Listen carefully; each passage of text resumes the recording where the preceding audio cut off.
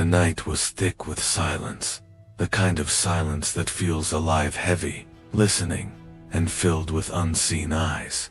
The forest stood tall around the clearing, its trees swaying gently, as if bowing to a presence greater than wind. Owls watched. From the branches, wolves padded just beyond the shadows, and somewhere, deeper still, spirits moved unseen. In the center of the clearing, a great fire blazed. Its flames licked the sky, sending sparks into the night like messengers reaching for the stars. Around the fire sat the people of the tribe, wrapped in deer hides and blankets, their faces glowing orange and gold in the shifting light. Children clutched their mothers' hands. Warriors sat tall, painted with red and black, their eyes solemn. Elders leaned on carved staffs, their gray hair glistening in the fire's glow. This was no ordinary gathering. It was the night of the sacred drum ceremony, a night when the heartbeat of the people was joined with the heartbeat of the Great Spirit. At the center of it all, laid across a woven mat, rested the sacred drum. It was wide and round, carved from cedar wood older than memory, polished by the hands of generations. Its surface was stretched with the hide of a buffalo, given freely in sacrifice, a creature that had fed, clothed, and sustained the people. The drum was not an object. It was a living soul, a vessel through which the voices of ancestors spoke. The air trembled with anticipation. No one dared to speak above a whisper, for to raise one's voice before the drum was to risk drawing attention from the unseen spirits already gathering. The eldest of the tribe, Grandfather Mato, rose slowly from his place near the fire. His voice was deep, steady, carrying the weight of countless winters. Hear me, my children. Tonight, the drum will call. It will speak for us, and for those who came before. Its rhythm is the heartbeat of the people. To mock it, he paused, his eyes sweeping the circle, is to mock life itself. A hush fell, so thick that even the crackling fire seemed to bend to his words. The people nodded, their faces solemn, reverent. Children lowered their eyes, afraid to look at the drum too long. Grandfather Mato motioned to the young drummers chosen, boys on the edge of manhood, their arms painted in sacred patterns. Slowly, reverently, they lifted their sticks, each one tipped with deer hide. For a breathless moment, all was still. Even the wind paused. Then boom, the first strike rolled like thunder through the clearing. The ground seemed to shake beneath the people's feet. Boom, another heartbeat, then another. Soon the rhythm grew deep and steady, pulsing like the blood in their veins. The people began to chant, soft at first, then louder. The old words, passed down through countless generations, rose to the stars. It was not song, it was prayer, woven into sound. The fire flared higher, its flames twisting as though they danced with the rhythm. Shadows leaped across the trees, and in those shadows, some swore they saw the outlines of ancestors, watching, nodding, joining in. The drum called, the people answered, but among them sat Luyana. She was young, with hair as black as raven feathers, and eyes sharp as a hawk's. Her beauty was known across the tribe, but so too was her pride. She sat with her arms crossed, her lips curved in a smirk as the rhythm filled the clearing. As the people swayed with reverence, she tilted her head and whispered to those near her, her voice sharp against the sacred chant. This is just noise, nothing but men beating skins. You bow to wood and hide, as if it were alive. A few heads turned in horror. Her mother gasped softly, covering her mouth. Her father's face darkened, but he dared not silence her aloud. Not here. Then Luyana laughed. It was not loud, but it was sharp enough to pierce the rhythm. Her laugh echoed in the clearing like a stone thrown into still water. The chant faltered. The drummer's hands trembled. Even the fire seemed to flicker lower, as if ashamed. Gasps rippled through the circle. One of the elders clutched his chest. Another spat into the dirt to ward off evil. Grandfather Mato's eyes locked on her, his voice trembling with rage and sorrow. "Child, do you know what you have done?" But Luyana only shrugged, her smirk unbroken. "It is just a drum. Why should we fear it? Why should we give our voices to a hollow sound?" The fire roared suddenly, sending sparks high into the night. The shadows of the trees stretched long and twisted, bending unnaturally. The owls shrieked. The wolves howled in unison, as if answering an unseen command, and then silence. The drummers lowered their sticks. No one dared to move. All eyes were fixed on Luyana, whose laughter had withered into uneasy silence. Grandfather Mato's voice cracked like dry wood. "You have mocked the heartbeat of the people, and the spirits will hear." The words hung heavy, sinking into every heart. Mothers held their children tighter. Warriors exchanged wary glances. Even the fire seemed to shiver. But Luyana only looked away, her pride shielding her from fear at least, for now. The ceremony ended in silence. No closing chants, no dances, no final blessings. The people drifted back to their lodges, carrying the weight of unease in their chests. The fire died down, glowing embers fading into black ash. The sacred drum was returned to its place, covered with hide and set upon the mat. The clearing grew still. The forest pressed close, and then boom, a single beat, deep, resonant.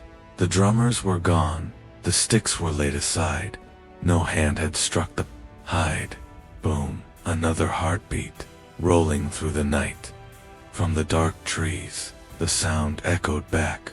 Not once, not twice, but over and over, as if dozens of unseen drummers circled the clearing, their hands striking in unison. The village stirred uneasily. Dogs whimpered. Children cried in their sleep. And Luyana, she lay awake in her lodge, her eyes wide, her body trembling against her will. The sound of the drum grew louder, closer. It was no longer just in the clearing. It was everywhere, in the trees, in the ground, in her chest. Boom, boom, boom. Her own heartbeat tried to match it, but it was too strong, too relentless. And in that moment, as the shadows lengthened and the sound filled the night, Luyana realized her laughter had not ended the ceremony. It had begun something else. Something that would not stop. Something that would follow her bloodline forever. The morning after the ceremony was heavy with silence.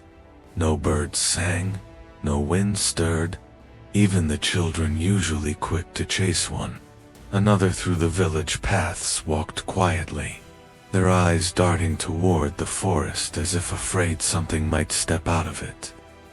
The elders gathered beneath the council tree, their voices hushed but urgent. Wrinkles lined their faces like maps of storms long endured, but now those faces carried something worse than fierce certainty. Grandfather Mato spoke first, his voice gravel and sorrow.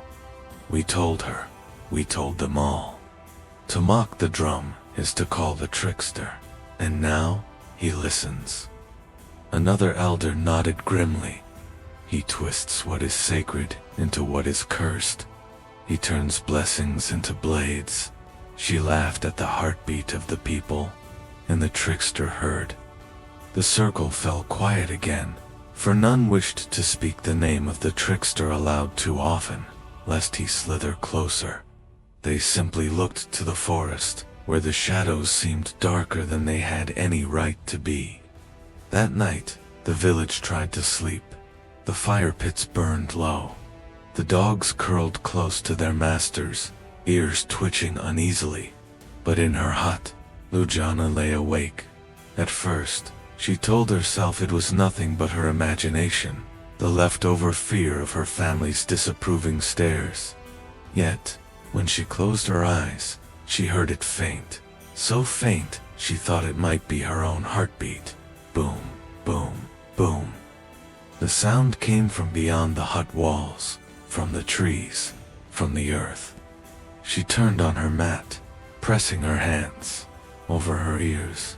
But the sound was still there, always there, a mocking rhythm, as if the forest itself remembered her laughter and was repeating it back in drum beats. She sat upright, whispering sharply to herself, "No, it is nothing. Only that wind, only my thoughts." But her thoughts did not make wolves howl in endless chorus. Her thoughts did not draw owls in a slow circle above her roof, wings brushing the night air in eerie silence. And her thoughts certainly did not make the river speak, because when she crept to the water's edge the next morning, she swore she heard it her own name, whispered in the gurgling current. Luyana. She stumbled back, heart pounding, though the drumbeat beneath her chest was not her own. Her family watched her closely in the days that followed. Her mother Shaya often reached for her hand, only for Luyana to pull away, too proud to admit her fear. "You brought shame to us," her father whispered one night when the children slept. "The people speak of curses, of punishment. You must ask forgiveness." But Luyana's chin lifted, her voice sharp, her eyes blazing, though her hands trembled. "I will not bow to fear. I will not beg forgiveness for laughter. The drum has no power over me. It is only noise." Her words rang bold, but her nights betrayed her. Each time she closed her eyes, the drum was there, closer than before. Her dreams grew heavy with visions, flames bending into the shapes of faces she did not know, eyes watching her from every tree, wolves pacing around her hut with mouths open but no sound escaping. Even in daylight, she could not escape it. The forest seemed to lean in. The sky seemed darker, though no storm gathered. The air hung heavy with something unseen, waiting. By the fourth night, she could no longer pretend. The drum had grown louder. Boom, boom, boom. It throbbed in her head, in her bones, in her very breath. She tossed on her mat, sleep impossible.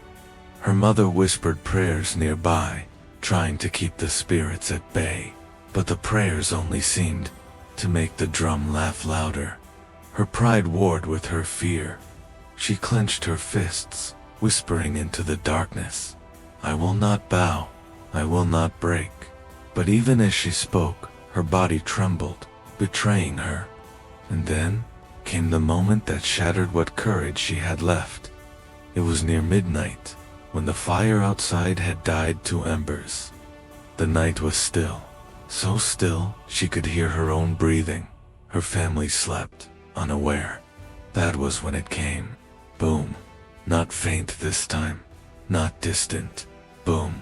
It came again. The sound was no longer in the forest, no longer drifting from far away. It was right outside her door. Her eyes flew open.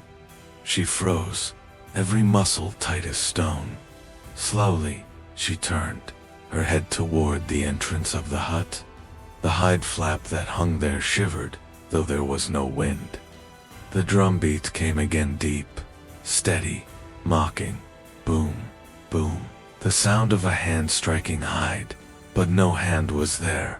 The fire outside had died. The village was asleep, yet the drumbeat had come to her.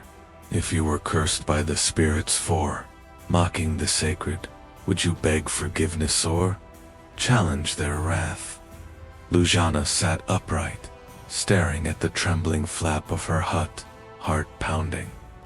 The sound of the drum was not fading, it was growing louder, as if something or someone waited just outside. The sound outside her hut grew louder, deep, deliberate, relentless. Boom, boom, boom. Each strike rattled the wooden frame of the lodge. Each echo seemed to crawl into her bones. Her breath came in short bursts, her pride telling her to stay, hidden her fear urging her to run. Finally, trembling yet defiant, Luyana rose. She pulled back the flap of the lodge and stepped into the night. The air outside was heavy, almost solid. The moon hung low, swollen and red, casting strange shadows that seemed to bend and breathe. The fire in the village center was no more than embers, yet the clearing glowed faintly, lit not by flame but by something otherworldly. And then she saw them. Figures moved in the clearing, dozens of them, pale and flickering like smoke caught in moonlight. They formed a wide circle, their bodies swaying, their feet moving in time with the beat that had haunted her nights. They were dancing, ghostly forms, warriors, mothers, children, yet their faces were hidden, shrouded in darkness, as though the spirits refused to show themselves fully to her. Their voices rose in low chants, words older than memory, words her living tongue could not understand. The sacred drum lay in the center of their circle, but no one touched it. Still, it thundered, its hide trembling with each beat, pulsing as though it had grown a heart of its own. Luyana's lips parted in awe, but her pride stiffened her spine. "You think to frighten me with shadows?" she whispered. "I am not afraid." At that, the chanting ceased. The spirits froze, their heads turning slowly in unison until every hidden face was fixed upon her. From their circle stepped one figure, taller than the rest, his presence heavy as storm clouds. He leaned on a staff, carved with spirals, his hair long and white, though his form shimmered as if caught between worlds. When he spoke, his voice was both thunder and whisper, echoing in the marrow of her bones. "Child of flesh," he said, "what you mocked will follow you. Your laughter will echo for generations." Luyana's heart slammed in her chest, but still, she lifted her chin. "Why should I fear? You are smoke and shadow. You hold no power over me." The spirit elder's staff struck the ground, and the drumbeat grew louder. The earth beneath her feet trembled, small stones skittering across the dirt. "You mistake pride for strength," the spirit said, "and pride will bind you. Balance has been broken by your scorn, and balance must be paid for in blood and in sorrow." The circle of spirits swayed again, their voices rising in a low, mournful chant. The words pressed against her ears like waves, filling her with a dread she refused to show. She folded her arms across her chest, forcing her voice steady. "If you are truly powerful, then strike me down. If you are not, then you are nothing but wind and shadow. I will not bow." The spirits gasped, the sound sharp and cold, as though the night itself had drawn breath. The elder raised his staff once more, but before he could speak, the voices of the ancestors wove together into one chilling chorus. "Her bloodline shall carry her laughter. Her children and their children after them will hear the drum she mocked. No silence will soothe them. No prayer will save them. The drum will echo until balance is restored." Luyana's knees nearly buckled, but she forced herself upright, her jaw clenched. "Then let it be so," she spat. "If I must carry this, I will carry it. I fear no curse, and I fear no spirit." The spirits wailed, their voices rising like a storm wind, shaking the branches of the trees. The sacred drum roared, its beat faster now, pounding, pounding, pounding. The ground quivered beneath her feet, and the shadows twisted like living, things. From the doorways of their lodges, villagers stirred. Some gasped and fell to their knees, seeing the glowing circle of ancestors. Others clutched charms to their chests, whispering prayers, their eyes filled with terror. "She has been chosen," one woman cried. "The spirits test her." "No," another hissed. "She is cursed. We are all cursed with her." Confusion rippled through the people. Was she a chosen one, marked for trial, or was she a blight upon them all? No answer came, only the relentless rhythm of the unseen drum. The circle of spirits began to fade, their forms dissolving into mist. The elder's voice lingered, low and heavy, like a weight upon her heart. "Balance broken cannot be mended with defiance. You will learn, your descendants will learn.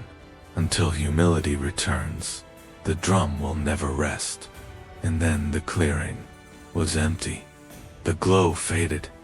The moon returned to its pale silver. Only the cold night remained. The villagers shrank back into their lodges, afraid to meet Luyana's eyes. Her mother wept softly, clutching her younger children. Her father's face was carved with sorrow and anger, but he spoke no words. Luyana stood alone in the center of the clearing, her fists tight, her body shaking not from fear, she told herself, but from rage at being threatened by shadows. But just as she turned back toward her hut, the night whispered, a child's voice, soft as breath, yet piercing as a knife. "Your descendants will never escape the drum." Her blood froze. She spun, searching for the source, but there was nothing, only darkness, and the faint echo of a drumbeat fading into silence. The voice of the unseen child spirit still lingered in her ears, carrying a promise that stretched beyond her own life, into the lives of her children yet unborn. The curse had taken root, and it had only just begun. The drum would not let her sleep, even after the spirits vanished, even after the voices of the ancestors dissolved into the night. The beat followed Luyana, slow, steady, unrelenting. Boom, boom, boom. It haunted her dreams. It stalked her in the silence. No matter where she turned, the sound was there, crawling inside her skull. By the third night, she could bear it no longer. While her village slept, while the fire died to faint sparks, she stepped into the forest. Her bare feet touched the earth softly, but inside, her anger burned. "If the drum will not leave me," she thought, "then I will chase it. I will find it. I will silence it with my own hands." The night swallowed her whole. The forest stretched vast and endless, the trees rising like watchful guardians. Towering cedars, black as obsidian, leaned close together, their branches creaking as though whispering secrets. The air was thick, moist with fog that clung to her skin. Strange shapes hung in the mist, shifting like faces that vanished. When she blinked, the path beneath her feet twisted and changed, roots curling like serpents, stones glowing faintly as though lit from within. One rock pulsed as she stepped on it, and for a fleeting moment, she swore it drew in breath. The forest was alive, and it was watching. A stream appeared before her, its water silver, glowing faintly in the moonlight. She knelt to drink, but when she touched the surface, ripples spread outward in perfect circles.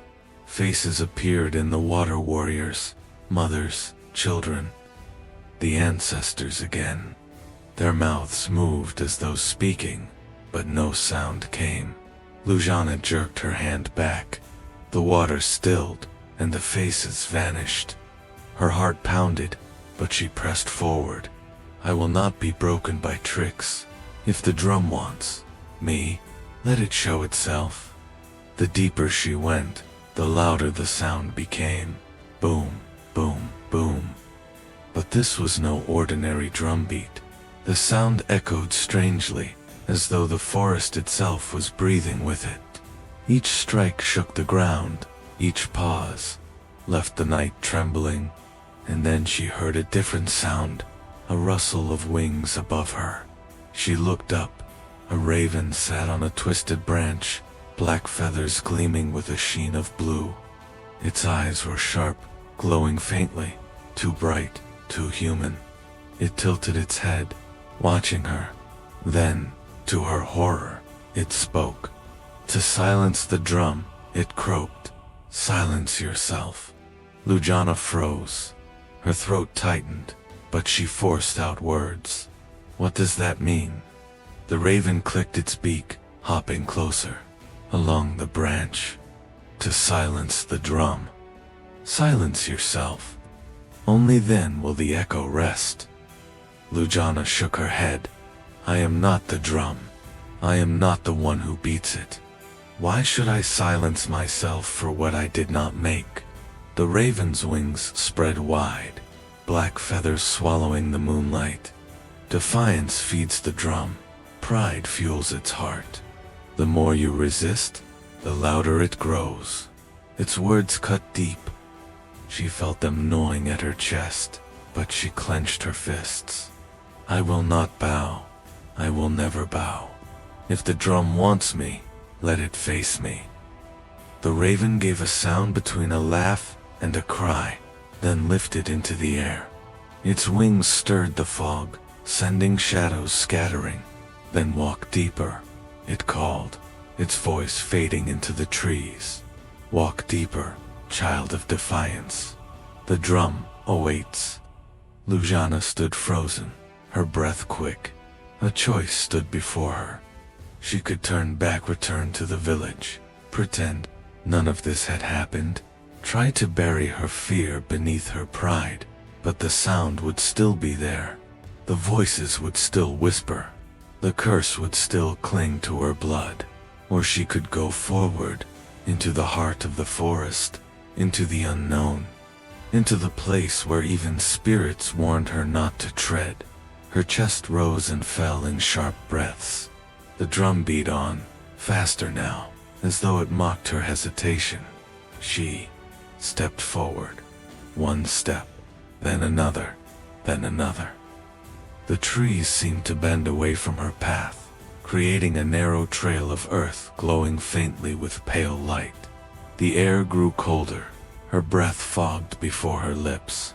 The smell of smoke, of old ashes, lingered though no fire burned. Her body trembled, not just with fear, but with a strange unraveling. Her thoughts frayed at the edges, pride warring with terror. Her heart screamed at her to run, but her legs moved forward, pulled by something beyond her will, and the drum called at last. The trees broke, and she stumbled into a clearing. The fog parted, and the moon spilled its pale light onto the ground. At the center of the clearing stood a drum so massive, it dwarfed the trees. Its body was carved from an ancient trunk, its hide stretched wide, glowing faintly as though lit from within. It was far too large for any human hands to strike, yet it beat. B-O-O-M. Boom, boom. The earth shook with every sound, the trees trembling, the air vibrating with the rhythm. The beat was alive, pulsing like the heartbeat of the world itself. Luyana's mouth went dry, her knees weakened. She wanted to run, but her feet would not move. The raven's voice echoed in her mind. To silence the drum, silence yourself. She stared at the massive, living drum, her pride cracking beneath the weight of fear. For the first time, she wondered if she had stepped into a path she could never escape. Would you walk deeper into the spirit world to face what haunts you, or would you turn back and let the drum follow you forever? The colossal drum thundered again, shaking the very marrow of her bones. Luyana's breath caught in her throat as she realized the sound was no longer just outside. Hurt was inside her. Her own heartbeat had become the drum. The massive drum loomed before her like a living mountain. Its hide glowed with a dull, fiery pulse, as though it held the very breath of the earth inside. Each beat sent ripples across the clearing, waves of power that pressed against her chest, her bones, her very soul. Around it, shadows danced.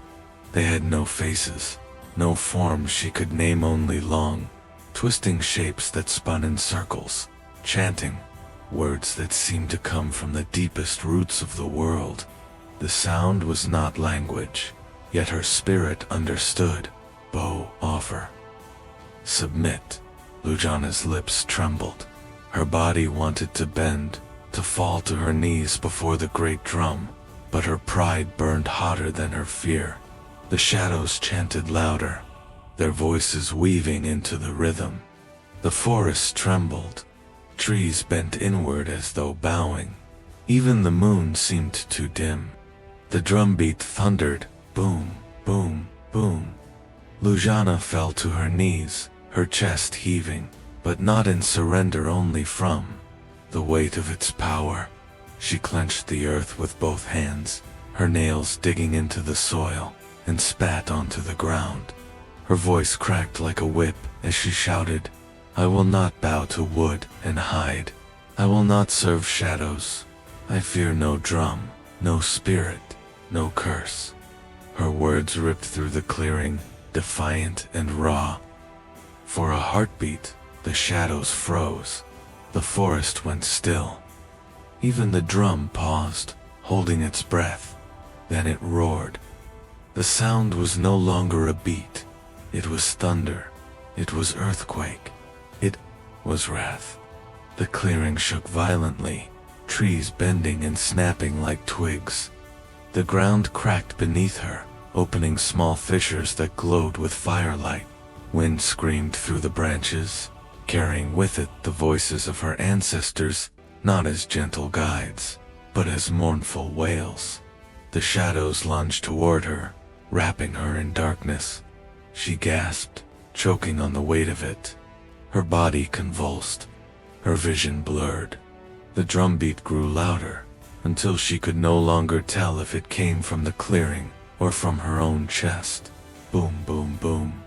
Her pride screamed against it, but her body betrayed her. Her eyes rolled back, her breath faltered, and then everything collapsed into blackness. When she opened her eyes, she was no longer in the forest. She was lying on the ground of her village, surrounded by gasps and whispers. The firelight flickered against the familiar faces of her people. Children peered from behind their mothers' skirts. Elders stood in silence, their eyes filled with sorrow. Her mother knelt beside her, trembling. "Luyana, child, what have you done?" Luyana tried to rise, but her body felt heavy, drained of all strength. She touched her head, and the villagers recoiled. Her hair, once black as ravens' wings, now bore streaks of white, the mark of touch, the mark of curse. The people whispered, "She defied the drum. She has angered the ancestors. She carries the shadow now." Shame flickered in her heart, but she forced her chin high. "I will not be broken," she whispered, though her voice trembled. That night, the village tried to return to peace. The fire was rebuilt. Children were told to sleep. The elders prayed to the Great Spirit for forgiveness, but forgiveness did not come. As the flames sank low, as silence spread through the village, a sound rose from the forest. Boom, boom, boom. The sacred drum's voice. Every villager froze, heads lifted, eyes wide. It was not faint. It was not distant. It was clear, loud, as though the massive drum sat at the edge of their very camp. One mother clutched her child tight. A warrior reached for his spear, though it would do no good. Elders closed their eyes, tears falling. The sound grew stronger. The fire shivered in its pit. The people pressed their hands against their ears, but it was no use. The drum was inside them, in their chests, in their bones. For the first time, they all felt what Luyana had felt. The curse was no longer hers alone. It had spread. Her defiance sealed the curse, not only binding her bloodline, but also planting its roots in the hearts of her people. The balance was broken, and the shadows would not be silent. If the spirits cursed not just you, but everyone you loved, would you finally bore? Would you carry your defiance to the grave? As the villagers cowered, the drumbeat thundered louder, shaking every hut, every heart. And then through the smoke of the dying fire they all saw it. A shadow figure standing at the edge of the trees, watching, swaying to the rhythm of the drum. The years passed, but the sound never faded. When Luyana grew older, when her children were born, the drums still beat each night. No matter how far the tribe traveled, no matter how many rivers they crossed, or mountains they climbed. When the fire died and silence was meant to fall, the forest answered with its steady voice. Boom, boom, boom. At first, the people thought it would end when Luyana died. Perhaps the curse was tied to her alone, a punishment for her pride. But the spirits had spoken true. Your laughter will echo for generations.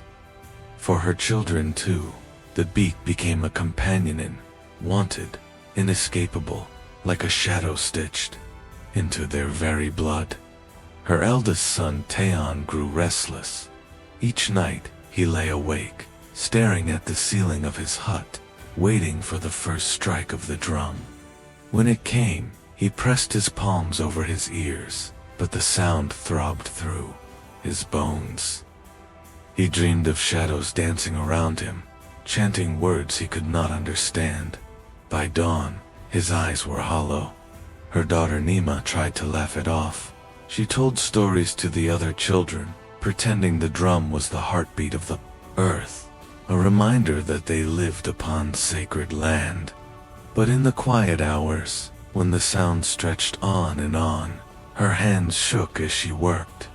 Her laughter grew thin, brittle, breaking like dried twigs. And when Luyana's grandchildren were born, they too carried the curse. Babies wailed in the night, screaming as though unseen hands shook their cradles. Children walked in their sleep, stepping out into the darkness, drawn toward the forest. Warriors found them standing at the tree line, eyes blank, bodies swaying to the rhythm. The people whispered, "The curse is not for one, it is for blood." Her laughter chained her children to the drum. Even death will not silence it. Generations bore the weight. Though Luyana's family worked, hunted, and sang alongside the tribe, they were never seen the same way again. When the time came for marriages, many families hesitated. Few wanted their daughters bound to men who carried the drum's shadow in their veins. Few wanted their sons tied to a bloodline that woke screaming at night. One by one, doors closed. To them, one by one, friendships thinned into pity, then into silence. Luyana's descendants grew to live with the rhythm, as others live with air. They worked under the sun and pretended to be ordinary.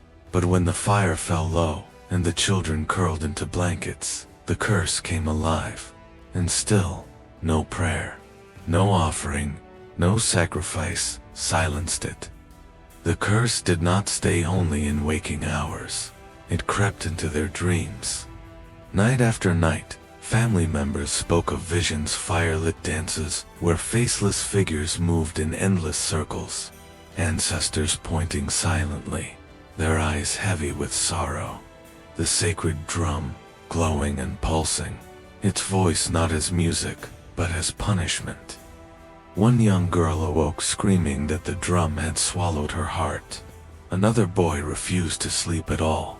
fearing what waited for him in dreams. Their faces grew pale, their bodies thin, until even the strongest warriors of the tribe admitted they could not bear what these children endured. The elders shook their heads. Some whispered that the family should leave, take their curse far away. Others argued that the curse was not contended, would follow, no matter where they went. The people lived in unease, waiting for each new child of Luyana's blood, knowing the drum would cling to them too. Luyana herself grew old, her once fiery defiance worn down by years of whispers and sleepless nights. The streaks of white in her hair spread until her head was crowned in silver. Still, she never bent her knee, never uttered apology. Yet, in her final nights, she confessed to her eldest daughter, "It was not just my laughter that cursed us, it was my pride. The spirits gave me a path back, but I spat on it, and now the path is closed." With those words, she passed into the spirit world, but her death did not break the curse. If anything, the drum grew louder, as though to remind her descendants that the shadows had only begun their work. One of her grandsons, Kenu, grew into a strong young warrior. He had listened to the stories, heard the whispers, endured the sleepless nights. While others trembled, while some wept, he clenched his fists and burned with fury. Each night, when the drum echoed through the trees, he stared into the darkness, his jaw tight. His heart beat in rhythm with it, but instead of fear, rage filled him. One night, when the drums seemed especially loud, shaking the walls of their huts, Kenu rose and spoke to his family. "This will not be our life forever. If the drum hunts our blood, then I will hunt the drum. I will find it, wherever it hides, and I will destroy it." The family gasped. His mother covered her mouth. His uncles shook their heads. One elder warned him, "The forest is deeper than you can imagine. The drum is not wood and hide it is spirit. It is curse. No blade will cut it, no fire will burn it." But Ken only glared into the night, where the sound beat on. Boom, boom, boom.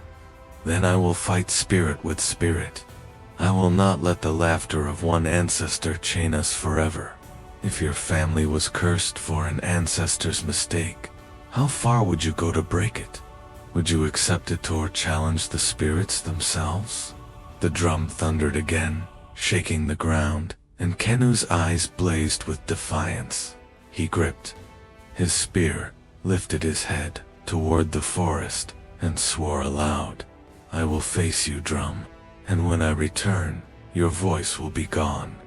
The forest answered, with silence followed by a single, deafening strike. Boom. The curse had become more than a whisper in the night. By the time of Weya, Luyana's great-grandson, it was the weight of every waking breath. Children were born into the rhythm. Elders died with its echo in their ears. No feast, no wedding, no hunt passed without the drum haunting them from the trees. Weya had grown strong in body and spirit, a warrior whose heart longed for peace, but whose bloodline carried only unrest. Each night, when the fire dimmed, he lay awake, staring at the sky, the sound pounding like a rival heart inside his chest. Boom, boom, boom. He clenched his fists. He thought of his ancestors, of Luyana's defiance, of the generations that had bent beneath a curse they could never escape. And then, one night, he rose. "Enough. I will not wait for the drum to claim me. I will go to it. I will end this curse, even if I do not return." The elders warned him, their voices heavy with sorrow. "Weya, no one has ever faced a drum and lived. It is not meant for mortal hands. It is spirit. It is punishment. If you go, you may never return." But Weya bowed his head with respect and answered, "If no one dares, The curse will chain us forever. I was born into its rhythm. I will die in its silent sore. Not at all. He left at dawn, carrying little but his spear, a pouch of herbs, and the prayers of his mother. The forest seemed to wait for him. Its branches swayed, though no wind blew, and the air hung thick with unseen eyes. The drum was faint that day, a reminder rather than a command. Still, it guided his steps. At nightfall, when exhaustion clawed at him, a wolf appeared. Its fur was silver, its eyes glowing like twin embers. It stood at the edge of the firelight, silent, watching. Wei raised his spear, but did not strike. The wolf tilted its head, then patted closer, its paws making no sound, and when it sat beside him, Wei understood. "You are spirit," he whispered. "You walk with me." The wolf blinked slowly, then raised its snout to the stars and howled. The sound carried not as threat, but as promise. From then on, Wei did not travel alone. His path was not straight. The drum led him first to a river that whispered like voices. Its water shimmered with moonlight, carrying words he almost understood. As he bent to drink, the river spoke in many voices at once. "Turn back, child of Luyana.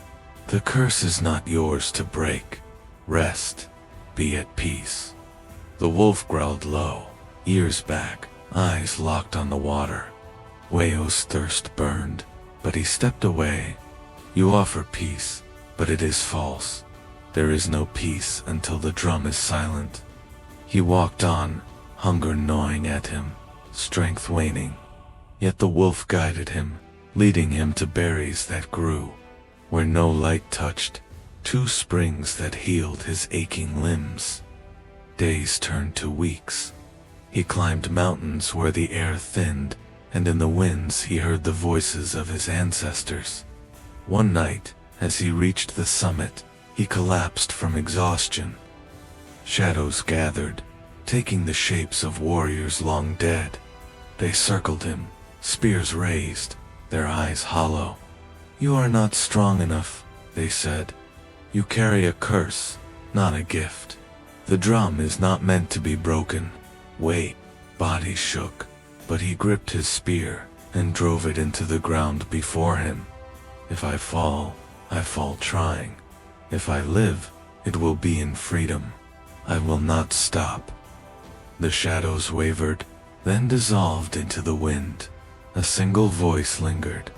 "Then walk, Wei. Walk until the forest itself decides your fate." As he descended the mountain, weaker than ever, he met another trial. The trickster spirits came, not as beasts or shadows, but as illusions.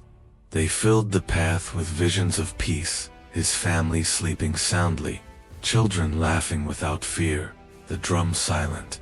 At last, his heart ached to believe it. He reached out, almost touching the image of his mother's face, smiling for the first time in years. But the wolf snarled and snapped, and the vision cracked like glass, scattering into smoke. The tricksters whispered from the trees, "Follow us, and you will never hunger. Walk our path, and you will rest forever. Leave the drum, let it beat, for others, not you." But Wei growled back through clenched teeth, "I was not born to be tricked. I was born to end what should have ended long ago." He pressed on, ignoring the illusions that clawed at his mind, until the tricksters vanished into the mist with shrill laughter. At last, the path grew familiar. The wolf slowed, ears twitching, eyes wary. The forest grew denser, darker, but in the distance, the sound rose louder than ever. Boom, boom, boom. The very trees trembled with it. The earth shook with each strike.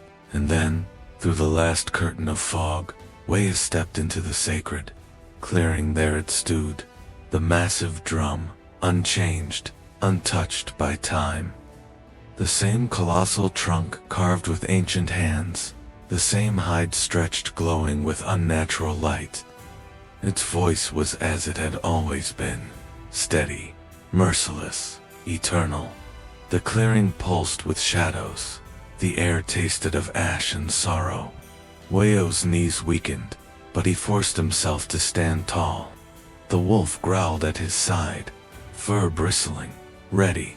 The drum beat again, louder than ever, as though it knew he had come to challenge it. Boom!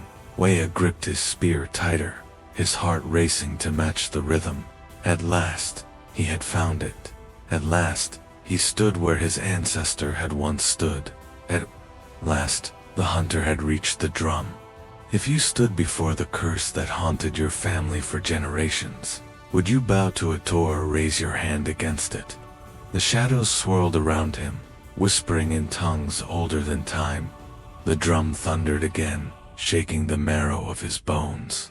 And as Waya lifted his spear, the wolf at his side bared its teeth. The battle was about to begin. The sacred clearing trembled with every strike of the great drum. Waya stood at its edge, his spear clenched tight, the wolf spirit snarling beside him. Each beat rattled his bones, shook the air from his lungs, and threatened to tear the ground itself apart. Boom, boom, boom. The drum had waited for him. The rhythm surged like a storm, sending branches cracking, trees bending, until they groaned like wounded giants.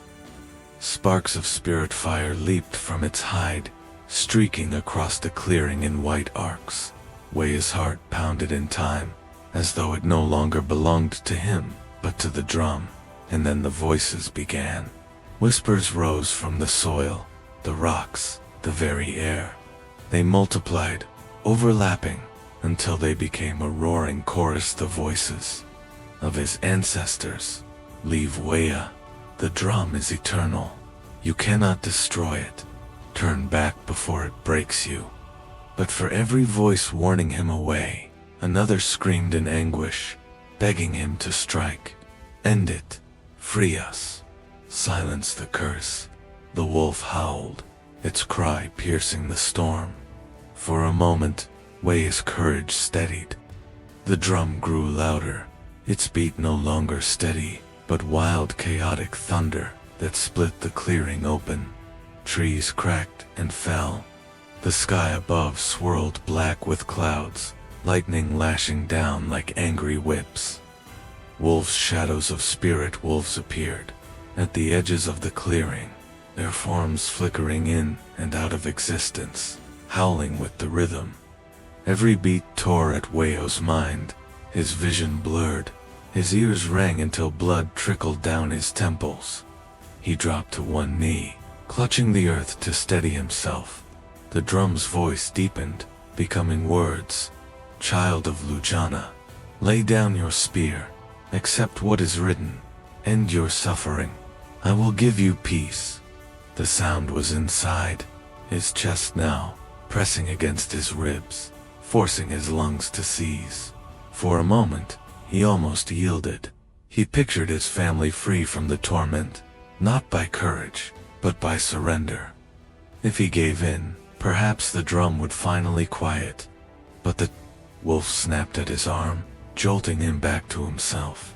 Peace, that was the trick. Peace meant chains. Peace meant surrendering the bloodline forever. Waya spat into the dirt. You call yourself eternal, but no curse is forever. I will end you, even if I fall, doing it. The forest howled back in fury. The drum shifted, its form, its hide rippling like water. Shapes rose upon it, visions of what could be. He saw his tribe, finally free, sleeping soundly.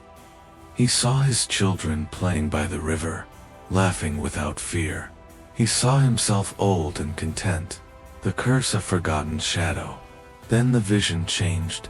He saw the opposite fires consuming the village, children screaming in terror, his people, scattered and broken, all because he dared to strike. The drum's voice returned, smooth as silk and sharp as bone. Choose, Wea. Walk away, and I will give you peace. Strike, and I will curse you deeper than all who came before. Your soul will wander in agony, never to rest. Wea's hands trembled. His heart wanted peace. His body wanted rest. But his spirit demanded freedom. He gripped his spear tighter, his knuckles white. I do not walk for myself. I walk for every child yet unborn, for every ancestor chained to your rhythm. If torment is my fate, so be it. But I will not leave this curse for others. He raised the spear. The wolf leapt to his side, howling with such power that the storm itself paused. For a heartbeat, silence cut through the chaos. And then Wea charged. The earth shook under his feet. The storm bent around him. The voices screamed, some pleading, some cursing, some cheering. He raised the spear above his head and roared, "For my bloodline, for my people, be silent." The spear came down, its point aimed at the glowing hide of the drum. Time slowed. The clearing froze. The air itself seemed to hold its breath. The spear pierced the surface. The sound that followed was not a beat, but an explosion. A roar of thunder, unlike anything Wea had ever known. It ripped through the forest, splitting earth and sky alike. The drum burst open, its hide tearing like a storm cloud, light pouring. From the wound, Wea was thrown back, crashing against the roots of an ancient tree. His ears rang with silence and sound all at once, the world spinning, his body trembling. The wolf staggered but stood guard before him, growling at the rift. From the torn drum, a figure emerged. A woman, her face both familiar and strange, her eyes burning with sorrow and fire. She was draped in shadows, yet her outline glowed, like embers. Her voice was not thunder now, but whisper gentle, trembling, human. Wea. His breath caught. He knew that name from stories. He had seen her face painted on hides, carved into wood, whispered about in every warning tale. It was Luyana, the spirit of his ancestor, the one who had begun it all. Would you strike the sacred drum, knowing it could destroy you or save your bloodline? The light dimmed, the storm silenced, and standing in the hollow of the broken drum, her eyes fixed on him, was Luyana's spirit. She whispered again, a single word that carried both warning and hope. "Grandson." The storm faded into an unnatural stillness. Ash drifted in, the clearing like snow, glowing faintly in the moonlight. The torn hide of the great drum pulsed with an ember's glow, and from within stepped the spirit of Luyana, her face pale, her eyes burdened with centuries of grief, her gaze fixed on Wea, who struggled to stand. His spear was broken, his arms trembled, but his spirit would not bend. The wolf spirit lowered its head, watching with wary eyes. "Grandson," she whispered, her voice thin as smoke. Wea swallowed, torn between rage and awe. "You are the one who brought this curse, the one who mocked the sacred drum." Luyana's lips quivered. She did not deny it. Instead, she lifted her face toward the sky, where the storm clouds still glowed faintly red, and she wept. "My laughter was born from envy," she confessed, her voice trembling. "The elders spoke of the drum as if it held greater power than our mothers, our fathers, our children. They listened more to its rhythm than to the voices of their own people. I, foolish, proud, I mocked it, thinking I could break their spell." Her tears fell like droplets of fire, sizzling as they struck the earth. But the drum, it was never mere hide and wood. It was the heartbeat of the people, the bridge to the ancestors. And when I scorned it, I scorned life itself. The forest seemed to lean closer, every branch and stone listening. Weya clenched his fists. Anger burned in him, but so did sorrow. Because of your pride, we have lived in torment. Children born into fear, families broken, nights filled with a curse none of us asked for. Luyana bowed her head, her shoulders shaking. I have watched it all, she whispered. Every night, I stood behind the drum, hearing the cries of my descendants. My laughter, once foolish joy, became chains. What I mocked has bound us all. Her form flickered, fading and returning, as though the forest itself wished to erase her. Grandson, you hold the power I never found. Strike me down, and perhaps the curse will end. Weya's chest tightened. He had trained for this moment, sworn he would destroy the spirit if it came to him. Yet looking into her eyes, he saw not a monster, but a woman broken by regret. The wolf spirit padded forward, its eyes glowing like silver moons. Its voice rumbled inside Weya's mind. Balance is not found in vengeance, but in humility. Destroy her, and you may only feed the curse. Forgive her, and you may find its end. Weya trembled. How can I forgive what has haunted us for generations? How can I set aside the screams of my people, the nights stolen from us? The wolf bared its teeth not in threat, but in solemnity. The curse is not yours alone to carry. Forgiveness does not erase pain, but it opens the path to healing. The drum must hear a song of reverence once more, not a cry of hatred. Weya turned back to Luyana. Her spirit knelt before him, fragile and flickering like a dying flame. I cannot undo what I have done, she said, voice breaking. But if you carry hatred into the drum, it will echo forever. Choose wisely, grandson. Choose for all who came before, and all who will come after. Weya let his spear fall. Its broken shaft clattered against the roots. Slowly, he approached the great drum. The torn hide glowed faintly, its edges still trembling from the strike. He placed his hand upon it. Warmth surged into his palm, spreading through his body like fire and river water at once. The voices of countless ancestors poured into his ears, a chorus of pain, longing, and hope. Closing his eyes, Weya began to hum. At first his voice wavered, fragile against the silence of the forest. But then he remembered the songs his grandmother had sung, the chants his people used at ceremonies, the rhythms that honored the earth and sky. He sang not of vengeance, but of reverence. His words rose in a trembling chant, carrying humility, sorrow, and hope into the night. The wolf lifted its muzzle and joined, howling a harmony that shook the stars. The drum pulsed once beneath his palm, and then again, softer, as though testing the sincerity of his song. Luyana lifted her face, tears streaming freely. For the first time in generations, she smiled not with pride, but with relief. The forest held its breath. Every spirit, every animal, every whisper of wind listened. The drum slowed. Its thunderous heartbeat faded into a steady rhythm, then to a single pulse, like the heartbeat of a newborn, and then silence.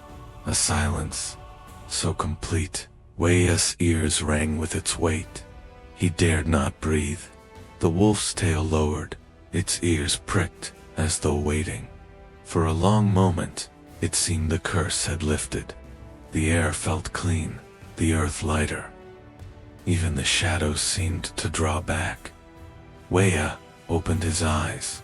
Luyana's spirit stood taller, brighter, freed of her chains.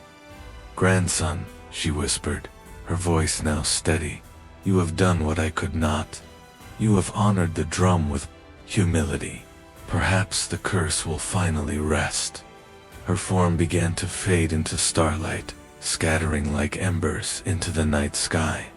Weya pressed his forehead to the drum, whispering his final prayer of thanks. And then, boom, a single beat, faint but undeniable. The clearing shook with that solitary strike. Weya's eyes widened, the wolf's fur bristled, and from the depths of the forest, a shadow moved. Though the forest had fallen silent, one faint final beat echoed in the night, reminding Weya that the curse was not yet fully broken. The night air in the clearing was still, the forest holding its breath. Weya stood alone beside the great drum, the glow of its torn hide now faint and steady, like embers settling after a long fire. The wolf spirit had vanished into the shadows, leaving him with the silence of the trees and the cool whisper of wind. For the first time in generations, the curse no longer screamed. The relentless beating that had haunted his ancestors was gone from their homes, their dreams, their hearts. The drum, once a force of torment, had softened, its voice transformed. Yet, even as the village slept peacefully, Weya knew that the forest still carried a memory. On quiet nights, when the wind brushed the leaves just so, a faint boom pulsed through the air, subtle, steady, almost like a heartbeat. It was not a curse, not in the way it had been. It was a reminder. The drum had become a living echo of the past, a warning to those who would forget the balance between life and spirit. The villagers returned to their routines, relieved and grateful. Children no longer woke in terror. Families slept without fear, yet stories persisted. Around evening fires, elders would speak softly of the drum that had bound Luyana's line, teaching lessons of humility, respect, and courage.